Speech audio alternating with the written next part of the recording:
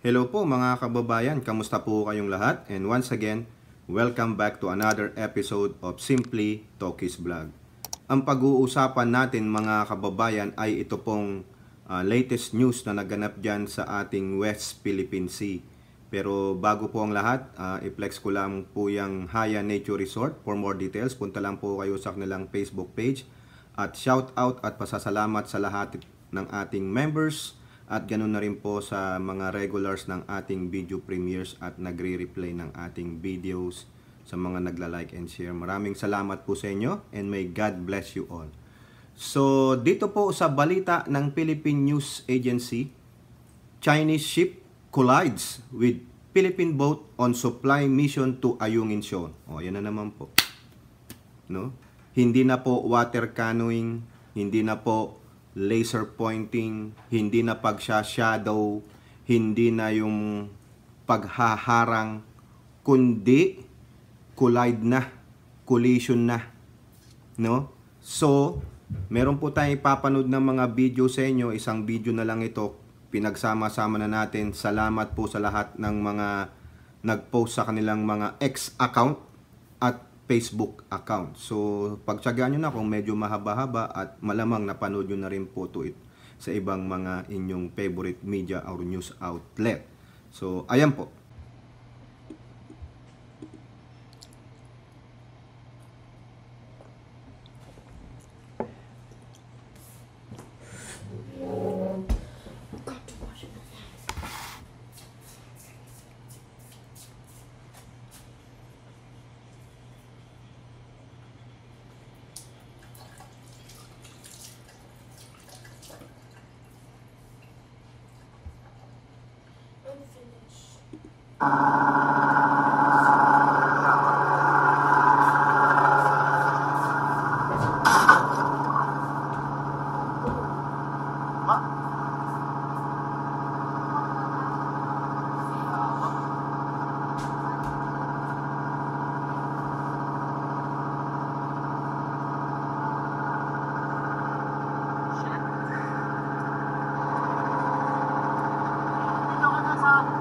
Nabidyohan ko po, nabidyohan ko.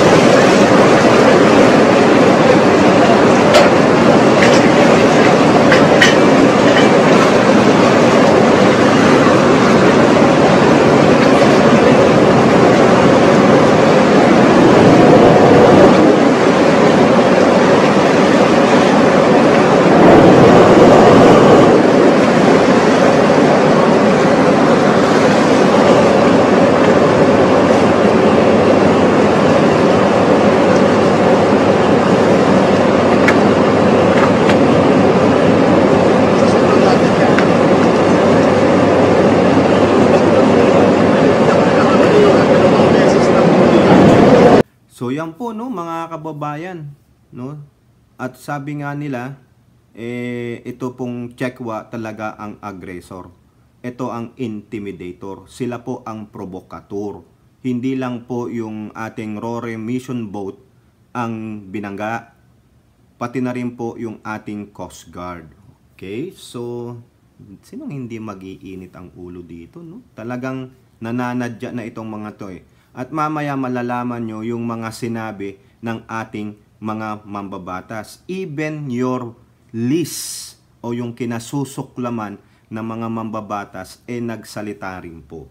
So babasahin ko lang po dito sa Philippine News Agency. Huwag po kayong mag-alala kung hindi ko po ma-post dito yung nilalaman ng article. Wala po tayong magandang editor tool. Pero hindi ko naman po ako magbabasa ng kasinungalingan. No?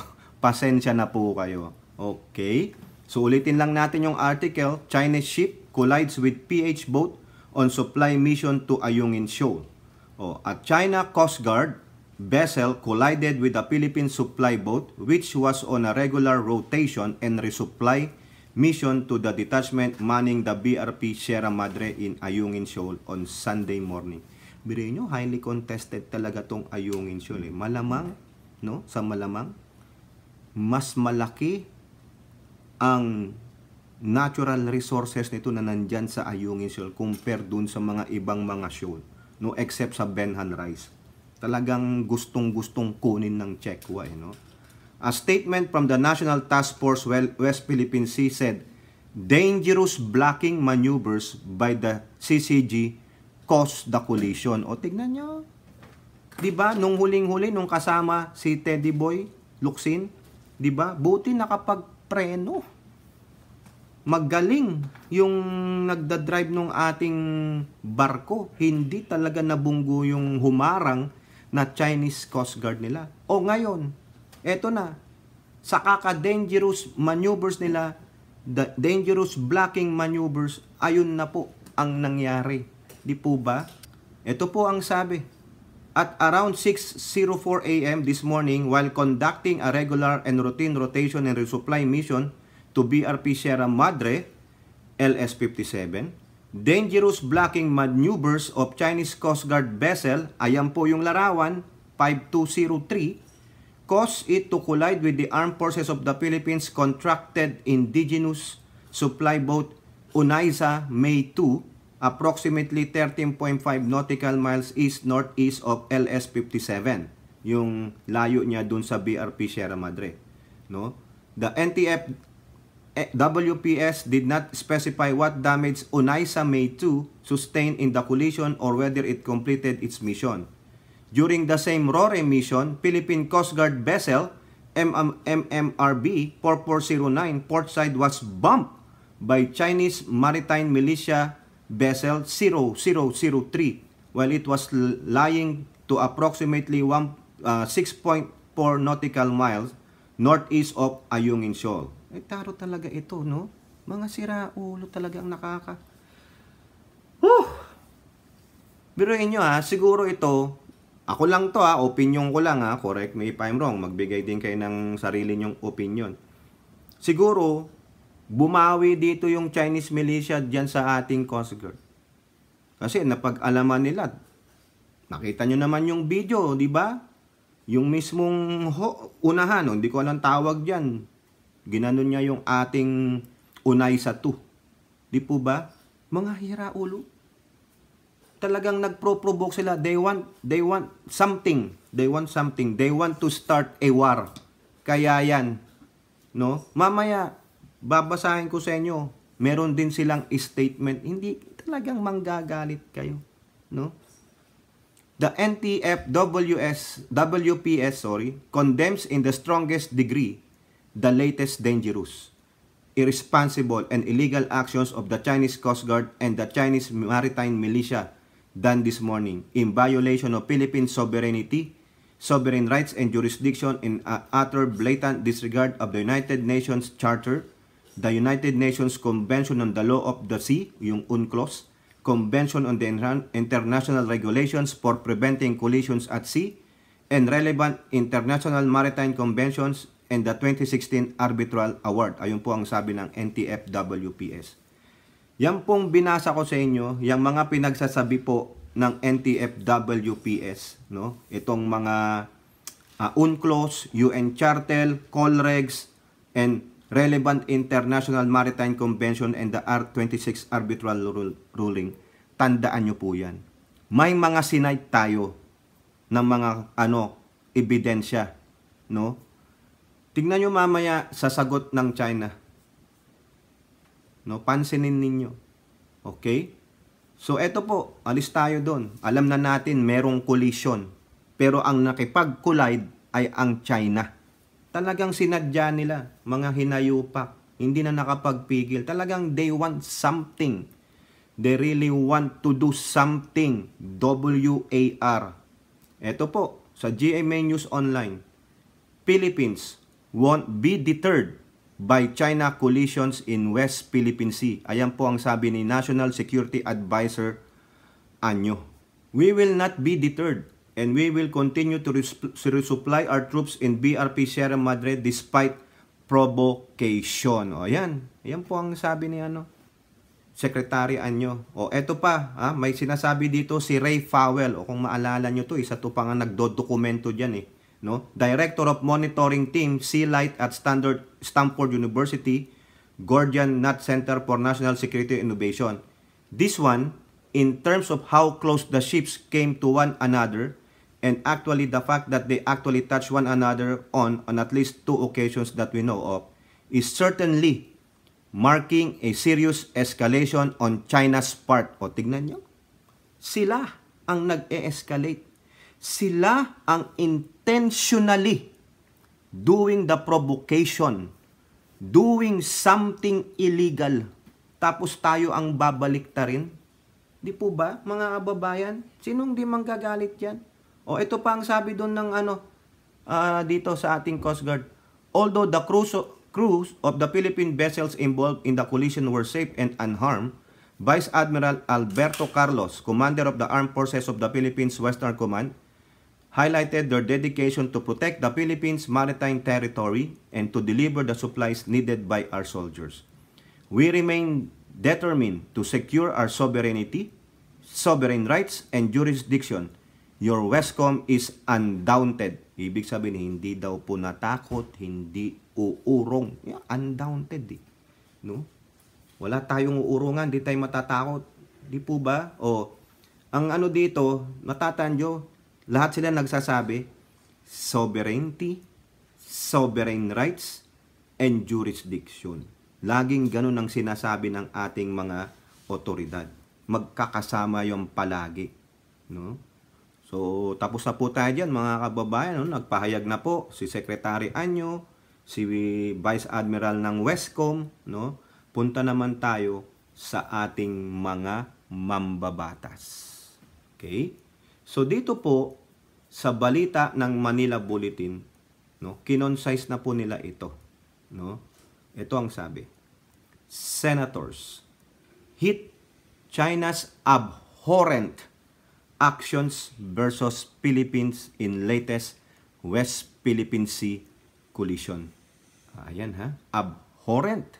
Hindi katanggap-tanggap, karumal-dumal. Yan, di po ba? Yan ang aking interpretation dyan sa word na abhorrent.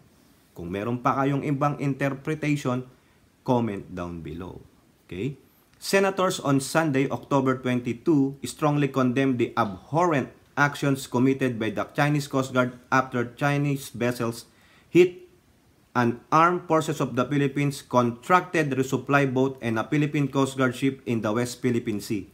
Ito po ang sabi ni Senate President Mig Zubiri. Concise na lang po ito. Kasi sa ibang report, mayroon pa siyang separate. Ang haba na nun, mga kababayan. No? I am with peace-loving Filipinos in strongly condemning these latest abhorrent actions of the China Coast Guard and Chinese maritime militia that put in danger the lives of our brave countrymen who were on a routine supply mission to our troops in Ayungin Shoal. Ayun po ang sabi ni Senate President. At the same time, Zubiri commended the PCG and AFP personnel for displaying courage and strength in continuing the resupply mission despite the hostile and treacherous acts of China Coast Guard and their maritime militia. Quote, I also call on China Coast Guard to respect human lives and abide by the United Nations Convention on the Law of the Sea and other international law governing safe maritime travel. What do you expect from them, Mr. President, Mr. Senate President? Hindi nga sila kumikilala ng international law. What they only know is their domestic law. So wala silang pakialam dyan. No? Talagang ang feeling nila, sila po ang may-ari ng mundo. Sila lang ang tao sa mundo. Yun nga lang kasi pinapabayaan ng ibang mga countries, puro lang mga dakdak, puro lang... Isipin nyo, mga kababayan, kung ito, less powerful itong China, wala siyang mga nuclear warheads, ganyan, hindi superior ang military niyan, ano nang actions ng mga malalakas na bansa? Economic sanctions. Wala May nag-economic sanction na ba na bansa against China? May narinig na ba kayo? Ako wala pa po. Correct me if I'm wrong. Kung may alam kayo, comment down below, no? Para malaman din natin kung anong bansa na ang pumalag sa China na nag-economic sanction, no? Yung talagang sinabihan, tulad dito sa mga South American countries, may sinasanction ng economic sanction ng US. O isasamang ilang mga European countries. O bakit din nila magawa yan sa China? Wala. Kaya patuloy silang nambubuli sa malilit na bansa na tulad natin. Kasi nga meron silang nuclear warheads. Sinasabi nila di daw nila gagamitin unless they are ganito. Maniwala kayo sa mga yan. Sinungaling yan. Tingnan nyo lang yung ginagawa sa atin sa West Philippine Sea. Di po ba? May duktong na lang natin to kay Senator Zubiri, ha? Our freedom of navigation in our own exclusive economic zone within our own continental shelf should be recognized and upheld. Paulit-ulit na lang yung ganyan. Hindi nga nila nire-recognize yung arbitral ruling. Yan pang sasabihin mo. Di po ba? Parang pinaganda mo lang yung i-honor nyo tong arbitral ruling namin. Ganun lang Parang binigyan mo lang ng very flowery statement. Di po ba? Ay, my Diyos mio. At the same time, the Senate leader who reiterated his commitment to support and fast-track efforts seeking to increase the budget of the PCG and AFP to capacitate them in safeguarding national security, particularly in the country's EEZ and against illegal foreign intrusions in the West Philippine Sea. As a leader of the Senate, I will make sure that our troops will get sufficient funds under the 2024 national budget to bankroll the much-needed upgrade of their equipment. Ngayon ito, mga kababayan, nagkukumahog ang ating mga lawmakers. Bakit hindi nyo yung pinansin nung mga previous administrations? Bakit hindi na yan sinimulan pa na palakasin, pinaabot nyo pa sa ganyan? Nung nalaman nyo si Erap na nagbagsak na ng BRP Sierra Madre dyan nung time niya, no? Yung minuscule time niya dyan sa pagka-presidente, dapat umaksyon na sila. Pinalakas nyo na ang sandatahang Pilipinas at ang Coast Guard. Di po ba? Ngayon, ito po, kay Senator Jingo Estrada, this is a violation of our sovereign rights and an assault on our maritime personnel. It is completely unacceptable. Will a mere diplomatic protest still suffice? Yun, nagtatanong na siya. Mukhang init na si Jingo Kasi ang tanong niya, will a mere diplomatic protest still suffice? Yung mga ginagawa nating mga notes verbale, magbibigay lang ng ganito, idodokumento. Di po ba? We must defend our rights and protect our citizens from harm. Correct. Estrada also strongly condemned what he said is reckless and hostile behavior of the Chinese Coast Guard towards Philippine authorities. These actions not only violate maritime norms and international law but also pose a threat to the safety and security of the region. Makailang beses nang ginagawa ang paghaharang sa ating mga sasakyang pandagat, ang nangyari na nga ang pinangangambahan natin na insidente. Tulad ng sinabi ko kanina, yun na yun. Di po ba? Hindi nakatanggap-tanggap ang pangyayaring ito, aksidente man o hindi. Patunay ito nakawala ng respeto sa atin at sa buhay ng ating mga kababayan. Ito yung after effect ng hindi nyo pinansin nung mga ibang mambabatas noon ang kahalagahan ng proteksyon at seguridad dyan sa West Philippine Sea. Pinabayaan nyo, tingnan nyo ngayon BRP Sierra Madre. Hanggang ngayon, kalawang na, dilapidated na nga, sabi nga nila. Ngayon, kukumahog. Di po ba? Kung saan yung kabila, Sumobra ang dami ng mga armas at tauhan. Tayo, pinaliit natin nung mga time na pinabagsak kung sino man yun. Di po ba? Eto pa, si Francis Tolentino. Likewise said, the incident is also proof of China's lack of respect for international law and basic maritime safety. Lagi naman yan yung sinasabi ninyo. Laging, kung meron laging insidente dyan So what you gonna do? Sabi nga ni Estrada, will a mere diplomatic protest still suffice? So what you gonna do? Di po ba? Wala lang. Another diplomatic protest. Wala lang. Di ba? Ano gagawin? Di ba? Yung sa iba nga, sabi nila ano na, padamihan na. Di ba? Talo ka dyan Kumbaga, 1:100 Di po ba? The incident also warrants a thorough investigation under the International Convention for the Safety of Life at Sea and the Code for Investigation of Marine Casualties and Incidents of the International Maritime Organization. So anong magagawa nitong mga to? Do you think maski na ma-found guilty ang mga Chekwa, i-honor nila yan? Hindi nga sila kumikilala ng mga international law or any law from other countries. Ang alam lang nila ay yung batas nila. Di po ba? Kung ano-ano pang sasabihin nyo dyan, wala. Alam nyo naman ng Chekwa.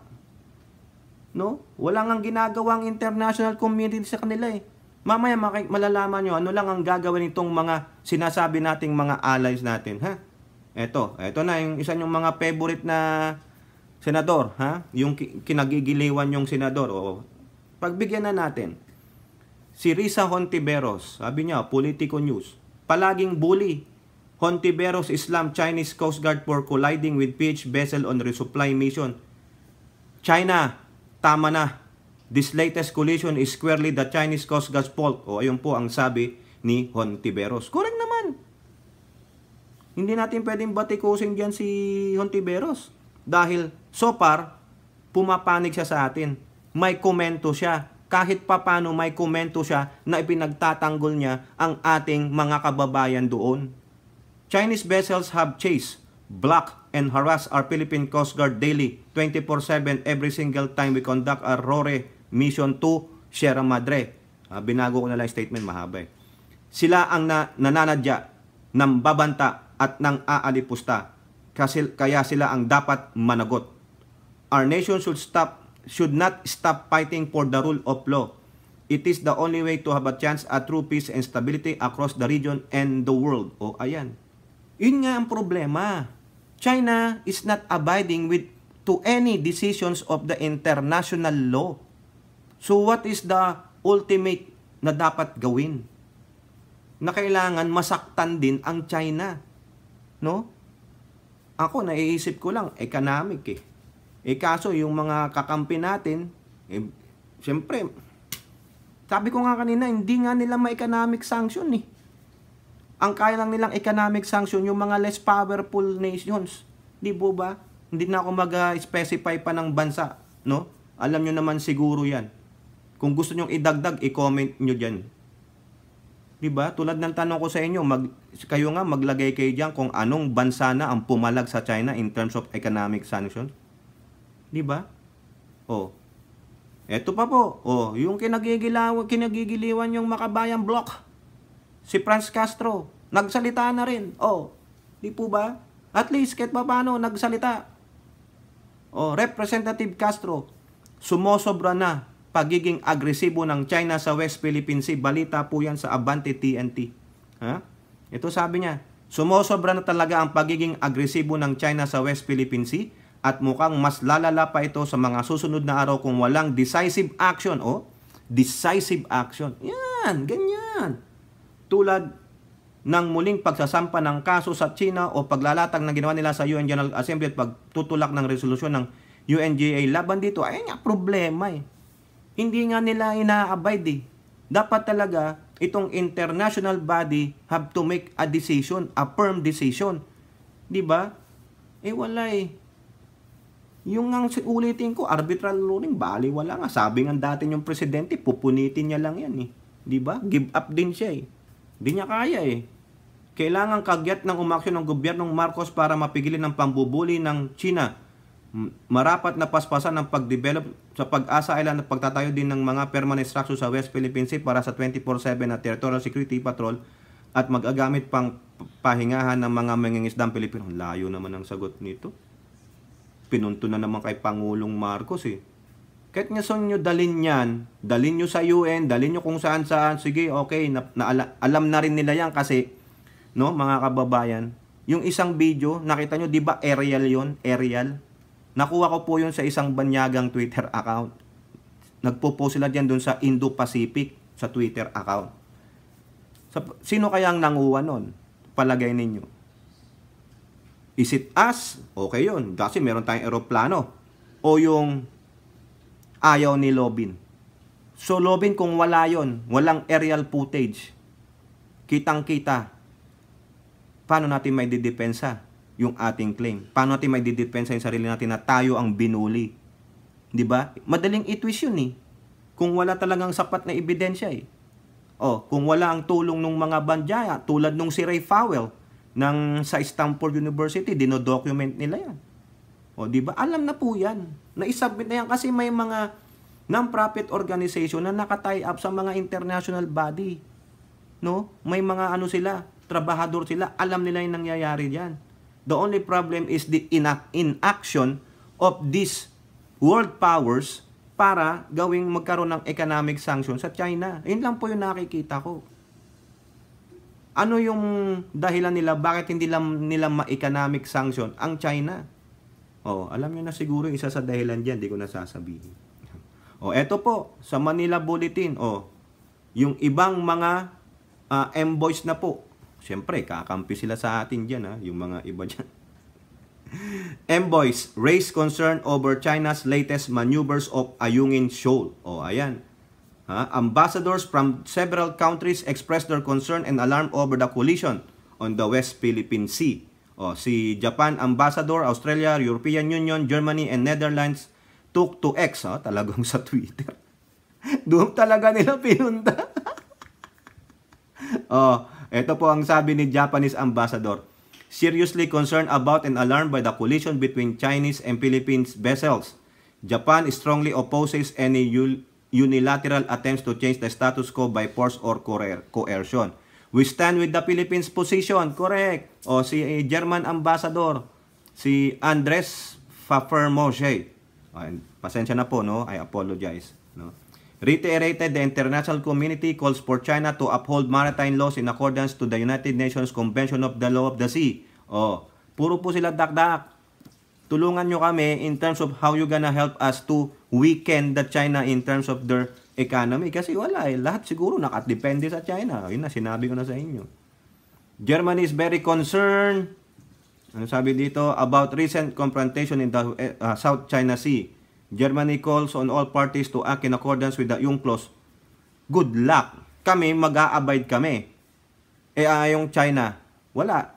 Australian Ambassador He Kyong-yu also called on China's dangerous maneuvers in the disputed waters.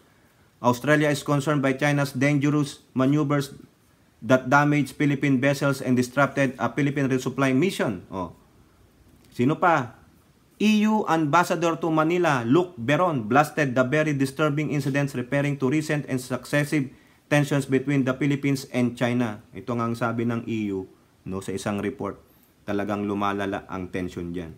These incidents, their repetition and intensifications are dangerous and very disturbing. Ayun po ang sabi niya.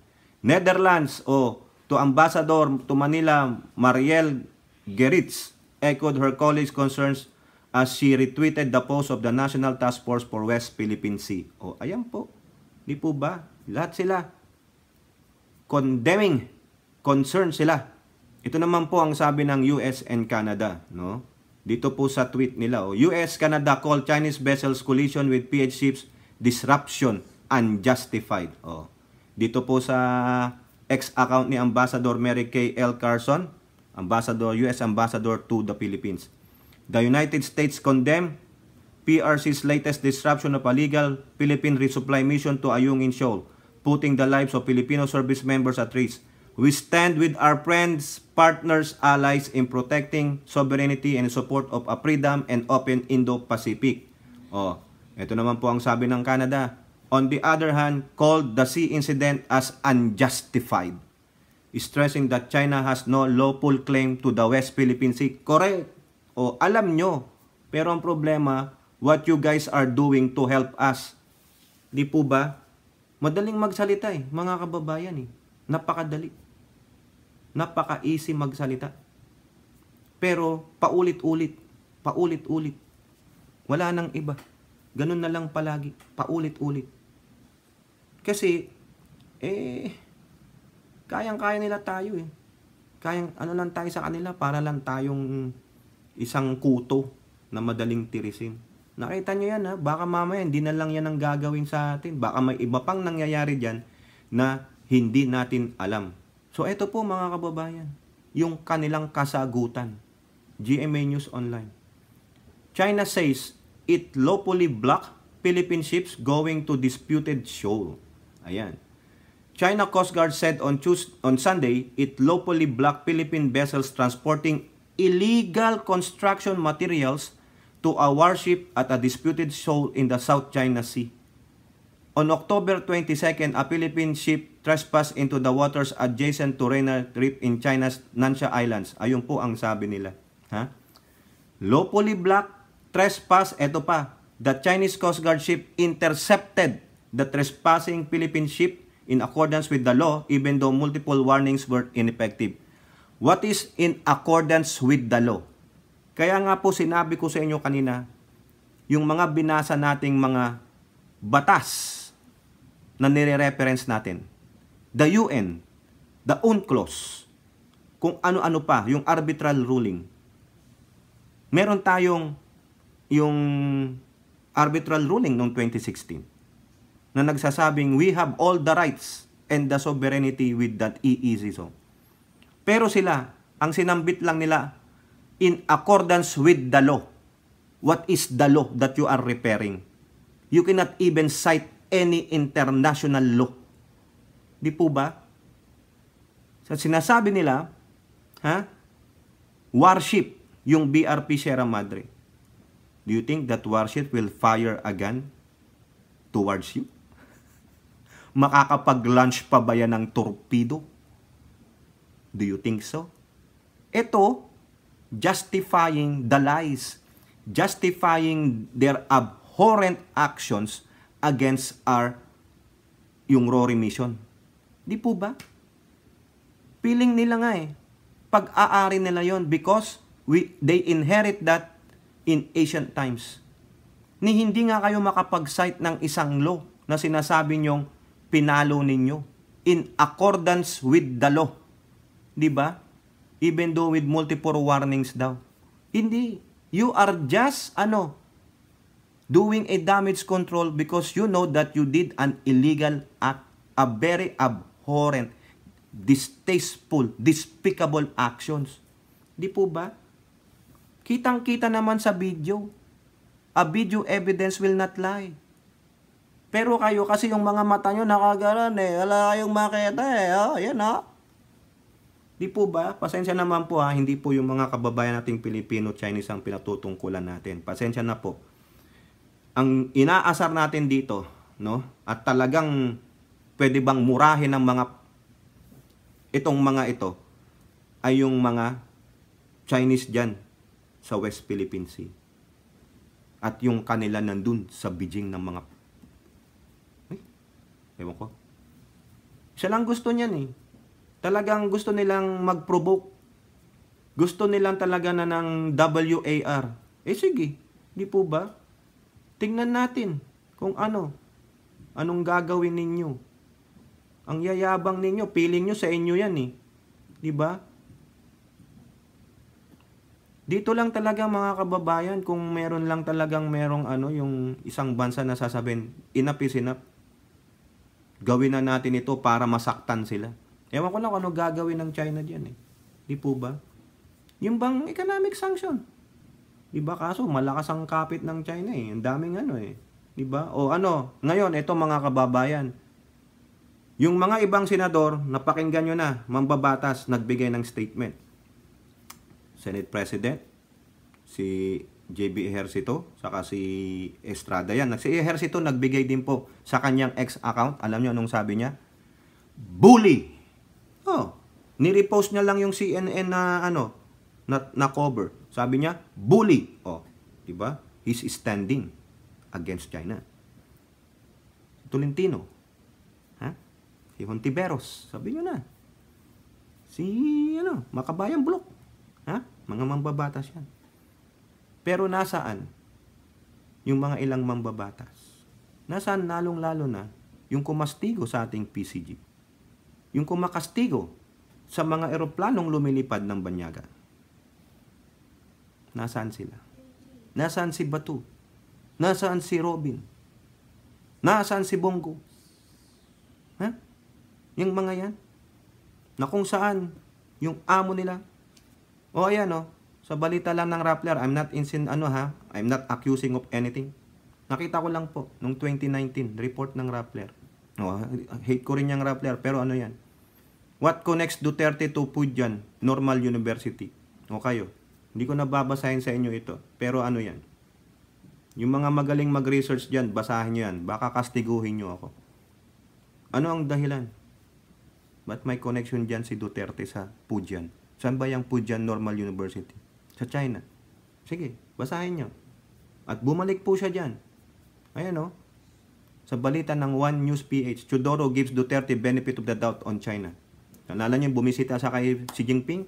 May ginawa rin siya dyan. Basahin niyo po. Binigyan ko na kayo ng title ng artikulo. I will not elaborate this. Ang punto natin dito, nasaan na itong mga ito? Bakit hindi sila makapagbigay ng statement against this pambubuli, recent pambubuli ng China sa ating Rory mission? Nakita nyo, ang laki ng barko, ang liit-liit nung kinumission ng AFP para mag-resupply doon, the indigenous boat. Paano pag talaga tumama yun doon? Nandun pa yung parang antulis-tulis.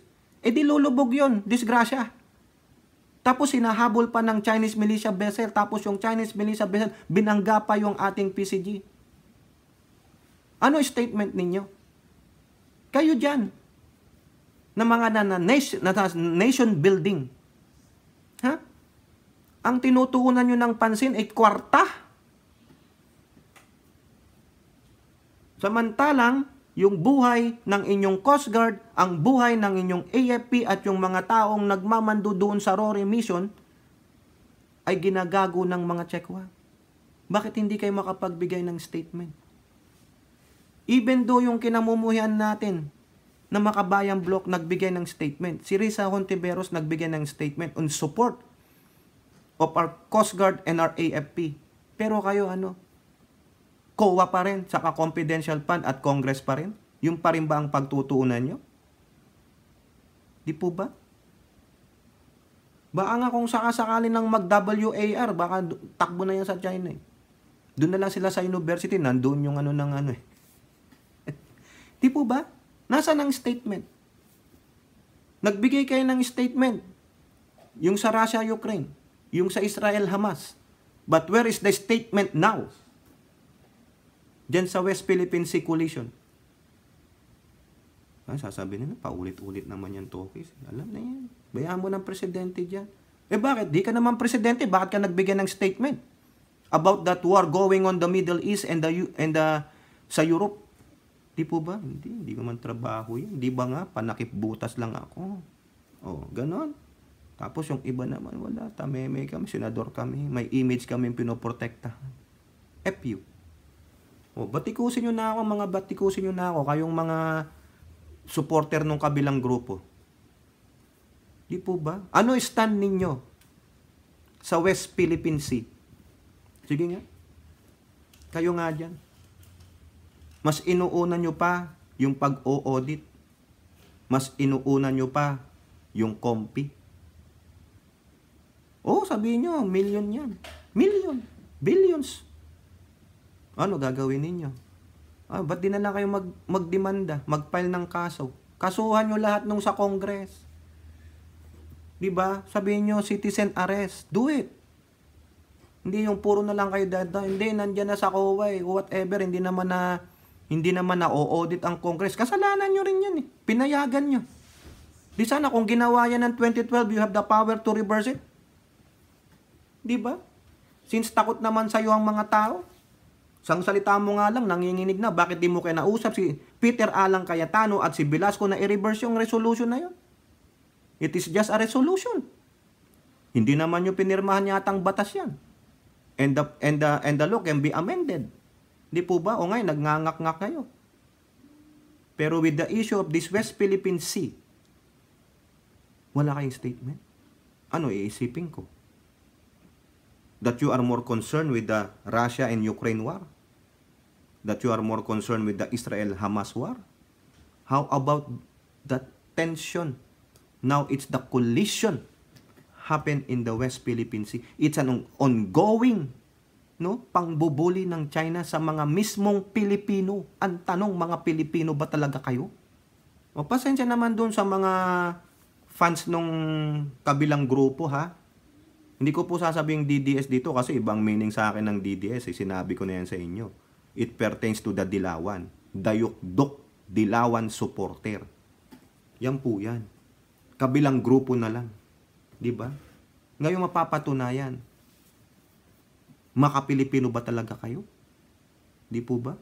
Any simple statement lang that you are condemning the actions. Hindi naman tayong Pilipino ang gumawa ng provocation. Hindi tayong Pilipino ang gumawa ng intentional pagbunggo. Iniiwasan nga natin. Kayo ba, pag kayo ang nagdadrive, bigla na lang may humarang, what is your reaction? Di ba? Kailangan mong iwasan. Hanggat iiwasan. Nakita nyo yung video nung Unay sa 2. Yung pabunggo dun sa... Wala eh. Wala talaga. Yan lang yung patunay. Kaya kayo kung sasabihin nyo sa akin, Pidol, hindi yan, hindi ganun ang stand nila. Then show me, what's their stand? What's their statement? Ni isa wala. Kaya wag nyo akong gaguhin. Kayong mga defenders ng kabilang grupo pagdating sa West Philippine Sea. Do not give me a freaking answer that is stupid enough, na kami pa ang may kasalanan. Na dinidepensa namin ng West Philippine Sea. Na yung arbitral ruling ng 2016 ay wala tayong sovereignty rights. Bakit pa nagbigay ng desisyon? Yung Netherlands. So, ibig sabihin, tanga-tanga pala yung mga yon. Mga bobo yung mga nandun na hurado. Katulad din kayo ng China. You don't recognize international law. Kaya pala ganyan. So, ibig sabihin, birds of the same feather pala kayo, pare-pareho. First, you cannot condemn it. Second, you cannot abide with the international law. Ang sabi, pupunitin lang. So, therefore, saan mo nakuha yung ganyang attitude? Sa kabila? Because you have something, they are holding something from you. Alam nyo ba? Yung kabila na yon, maraming Pilipinong nag-aaral doon. Basahin nyo yung pinakita kong article sa inyo. Kaya yun talaga maraming kababayan natin ang kampi sa Chekwa. Inaiisipin ko. Xenophobic na po ako mga kababayan because of this. Kababayan mo na yung ginagago. Tapos tayo pang sasabihing mali. Tayo pa yung nagtitrespass. Tayo pang nagbabalilit in accordance to the law. What law we have violated? Tayo ngayon sumusunod sa mga batas, whether domestic or international law. Sila ang walang ma-cite na batas. Kaya wag niyo akong sasabihan dyan na ganito kay. Ganito kasi yung ginagawa. Wala. Ayan o. Ito. Ayan. Yung statement na yan. Ganyan kayo. Silence is golden. Isn't it? Diba? Para lang kayo nanonood ng movie. Bago magsimula yung movie. Please turn off your cell phones. Silence is golden. Ganun po kayo. You are just watching. You don't even freaking care. Pasensya naman, Yung mga tatamaan dito, yung mga magsasabi pa sa akin dyan na kung ano-ano, F you. Yun lang masasabi ko sa inyo. Kung gusto nyo mag-vlog din kayo, maglabas kayo ng kommente nyo sa loobin ninyo. Mahusay naman pala kayo. Yung mga kakampi pa dyan, sa mga Chekwa na yan dyan sa West Philippine Sea, traidor kayo. Lang yung sasabihin ko sa inyo. Traidor kayo. No matter what, ano pang sabihin nyo sa akin? Ano ang prinsipyo ninyo? Kababayan nyo na ang ginago, kakampi pa kayo sa nang gago. Ano kayo? Kakampi kayo ng bully. FU kayo. Hindi natin kailangan ng mga ganyang subscriber. Kung subscriber kayo, FU, get out of my channel. Ganun lang yan. Di po ba nakakagalit eh? Yung iba dyan, magdadahilan pa. Walang dahilan. Binasa ko naman sa inyo. Sinabi nila, binayolate natin ng law. What is the law? They cannot even specify what is the law that we have violated. Di po ba? Kita nyo naman, video evidence, sino ang umiwas, sino ang humarang. Di ba? Ang laki-laki ng dagat. Why can you not share it to us? Eh, hindi naman nyo yan binili. Hindi naman kayo ang may gumawa niyan. Mga leche. Di ba? Oh, baka sabihin nyo, ang Pangulong Bongbong walang sinabi dyan. Eh, gago pala kayo. Ayan oh, sinabi niya na po yan sa Saudi. Yung sa ASEAN GCC meeting nila. Ayan oh, sinabi na natin to sa isang vlog natin oh. Philippine News Agency. PBBM calls for peace, security, stability in South China Sea and the Arabian Sea. Oh, ano sabi niya? In his speech, Marcos emphasized the importance of cooperation between the two regional organizations located astride the major sea gates and vital corridors of the world's commerce and communication. It is imperative that we work together to promote peace, security, and stability in both our regions, the South China Sea and the Arabian Sea, grounded on the rules-based international order. Kita nyo? Grounded on the rules-based international order to ensure stability and prosperity of our countries and the rest of the world. Peace and stability are indispensable to ensuring continued prosperity in our respective regions and of the world. Ibig sabihin, sinasabi ng Pangulo, magkaroon tayo ng kapayapaan, seguridad, at katahimikan base na rin sa mga batas. Whether your law or international law. Di po ba? Peace and stability are not dispensable. They are indispensable. Hindi yung basta itatapon-tapon mo na lang, wala kang silbi. Hindi po. It is indispensable. Kaya kayo dyan nasasabihin yung walang statement ang Pangulong Marcos. Ayun, binasa natin. Nauna pa siya bago nangyari yung ano na yan. Pero kayo wala. Kayong mga tuta ng China, wala. Mga propagandists, disinformation, disseminators ng Chino, wala. O ano kayo? Malaki kayong T. Yun lang yan. Di po ba sinong di magagalit dito? Sinong hindi maha-high blood? Kumbaga tayo pa ang sisisihin?